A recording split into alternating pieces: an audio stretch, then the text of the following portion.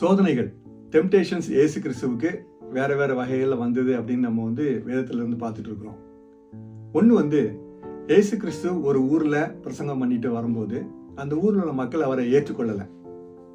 இயேசு கிறிஸ்துவுக்கு பக்கத்துல இருந்த 2 சீஷர்கள் யோவானும் யாக்கோபும் இந்த ஊரை எரிச்சிருவோமா, வானத்துல இருந்து ஒரு ஒரு நெருப்பை வர வச்சு எரிச்சிருவோமா அப்படின்னு கேட்குறாங்க. ஆண்டவர் சொல்லாரு, எப்பா நீ என்ன இப்படி பேசுற அப்படின்னு கேட்கிறாரு. அவர் நினைச்சா எரிச்சிருக்க முடியும், ஆனா அவர் அதுக்காக வரல. இந்த உலகத்துல மக்களை மனம் திரும்ப வைக்கிறது தான் வந்தாரு, தண்டனை கொடுக்க வரல.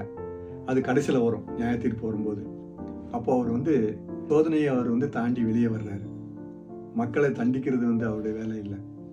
நமக்கும் நிறைய நேரங்கள்ல நம்ம கருத்துக்கு ஒத்து போகாதவங்களை நம்ம தண்டிக்கணும், அவங்கள பழி வாங்கணும் அப்படின்னு நம்ம நினைக்கிறோம். இயேசு கிறிஸ்து பழி வாங்குறதுக்கு நமக்கு சொல்லலை. ஒரு கன்னத்துல அடிச்சா மறு கன்னத்தையும் காட்டுங்க அப்படின்னு சொல்றாரு. அதை அவர் வாழ்க்கையில செய்து காட்டினார்.